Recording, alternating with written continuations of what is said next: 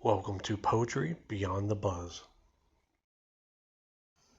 For this first episode on Poetry Beyond the Buzz, I put together a collection of modern to not so modern poetry and written work from the past few hundred years from a wide variety of people. Future episodes, I'm going to have some spoken word poetry and writings, primarily based on an individual. While this is a collection from multiple individuals. So hopefully, between this intro episode and the future episodes, you'll enjoy some of my spoken word takes on these various works of art. And if you have any suggestions on what you want me to do a spoken word on, just send them my way and I'll work on it. First up, the falling leaves. Today, as I rode by, I saw the brown leaves dropping from their tree in the still afternoon, when no wind whirled them whistling to the sky, but thickly, silently, they fell like snowflakes wiping out the noon, and wandered slowly thence, for thinking of a gallant multitude, which now all withering lay, slain by no wind of age or pestilence, but in their beauty strewed, like snowflakes falling on the Flemish clay. Next up, my heart soars.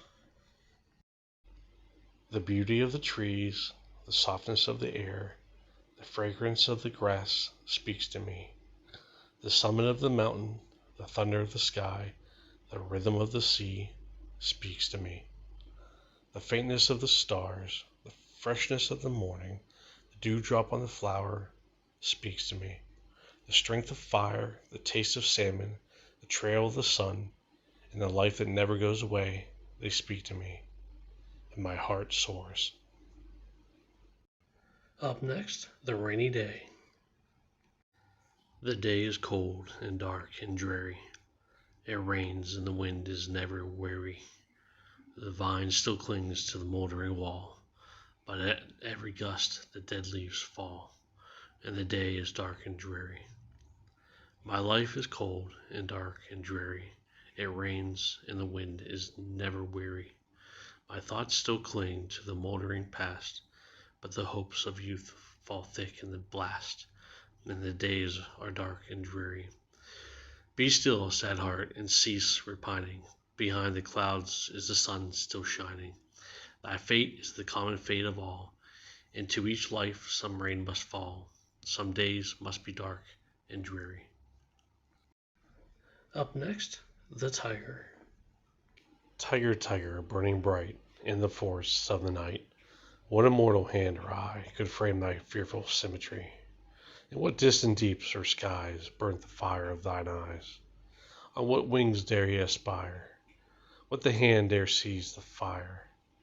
And what shoulder and what art could twist the sinews of thy heart?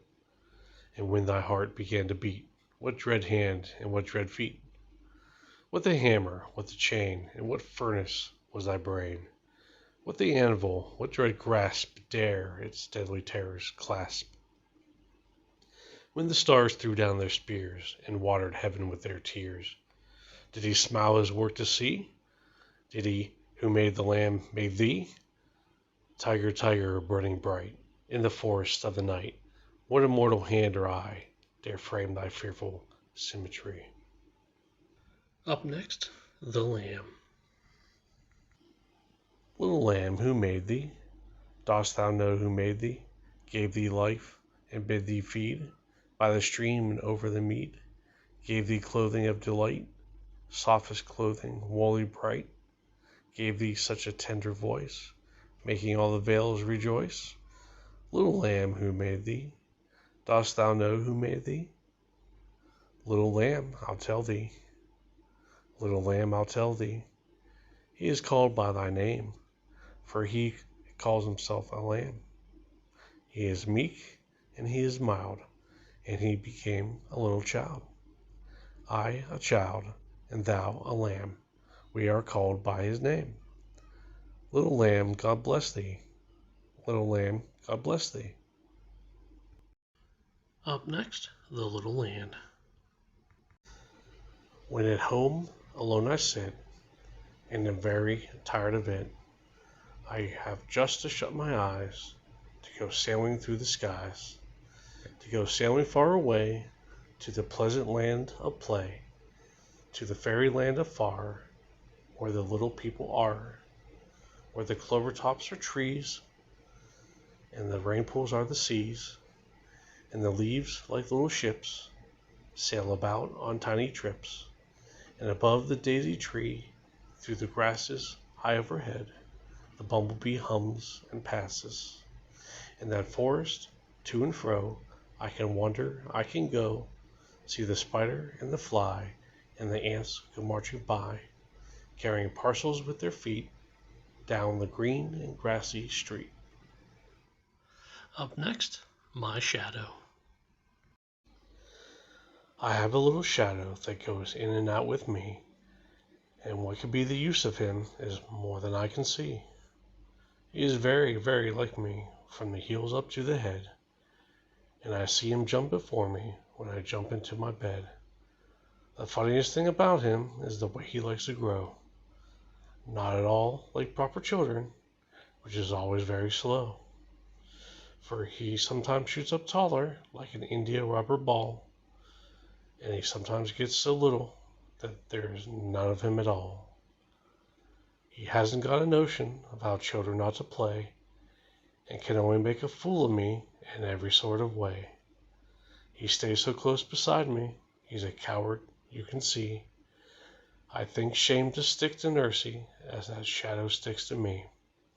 One morning very early, before the sun was up, I rose and found the shining dew on every buttercup. But that lazy little shadow, like an errant sleepy head, had stayed at home behind me and was fast asleep in bed. Up next, the Thousandth Man.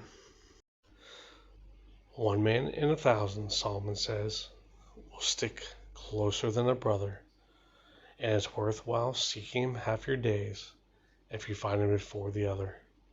999 depend on what the world sees in you, but the 1,000th man will stand your friend with the whole world against you. 'Tis neither promise nor prayer nor show will settle the finding for ye. 999 of them go by your looks or your acts or your glory. But if he finds you and you find him, the rest of the world don't matter, for the 1,000th man will sink or swim with you in any water. You can use his purse with no more talk than he uses yours for his spending, and laugh and meet in your daily walk as though there had been no lending. 999 of them call for silver and gold in their dealings, but the 1,000th man is worth them all because you can show him your feelings. His wrong's your wrong, and his right's your right, in season or out of season. Stand up and back it all in all men's sight. With that for your only reason, 999 can't bide the shame or mocking or laughter, but the 1,000th man will stand by your side to the gallows foot and after. Up next, do not go gentle into that good night. Do not go gentle into that good night. Old age should burn and rave at close of day. Rage, rage against the dying of the light. Though wise men at their end know dark is right, because their words had forked no lightning, they do not go gentle into that good night. Good men the last wave by, crying how bright their frail deeds might have danced in a green bay. Rage, rage against the dying of the light. Wild men who caught and sang the sun in flight, and learned too late they grieved it on its way, do not go gentle into that good night. Grave men near death, who see with blinding sight, blind eyes could blaze like meteors and be gay, Rage, rage against the dying of the light. And you, my father, there on that sad height, curse, bless me now with your fierce tears, I pray. Do not go gentle into that good night. Rage, rage against the dying of the light. Up next, Ocean. Ocean, you are a wonder, the solitude that I long, and the silence that gives me peace. With your every waves I find release, and that's what makes every stay a bliss. But I hope with your every pull you bring with you all my aches, and put them into your deepest dungeon, and make them your prisoner forever. Up next, the Psalm of Life. Tell me not in mournful numbers, life is but an empty dream, for the soul is dead that slumbers, and things are not what they seem. Life is real, life is earnest, and the grave is not its goal. Dust thou art, to dust returneth, was not spoken of the soul. Not enjoyment and not sorrow is our destined end or way, but to act that each tomorrow find us further than today. Art is long and time is fleeting, and our hearts, though stout and brave, still like muffled drums are beating funeral marches to the grave. In the world's broad field of battle, in the bivacate of life, be not like dumb driven cattle, be a hero in the strife. Trust no future, however pleasant, let the dead past bury its dead. Act in the living present, heart within and God overhead. Lives of great men all remind us we can make our lives sublime, and departing leave behind us footprints on the sands of time. Footprints that perhaps another, sailing over life's solemn main, a forlorn and shipwrecked brother, seeing shall take heart again. Let us then be up and doing, with a heart for any fate, still achieving, still pursuing, learn to labor and to wait. Up next, the Winds Monologue. A roaring tour, a discourse of sorts, a forcefully course amour. My play, your dismay, your fully clothed body with nose near exposed, are sights to grab hold on this cold, cold, wintry day. The sun's no match for me, can't you see? My frigid blast casts past sun's warming trend. Listen to my roaring, coursing sound, you can't escape. I shan't taper off, that's not my discourse. I'm a roar that's tossed your way, my frigid blasts toward the force. Up next, we wear the mask. We wear the mask that grins and lies. It hides our cheeks and shades our eyes. This debt we pay to human guile. With torn and bleeding hearts we smile, and mouth with myriad subtleties. Why should the world be overwise in counting all our tears and sighs?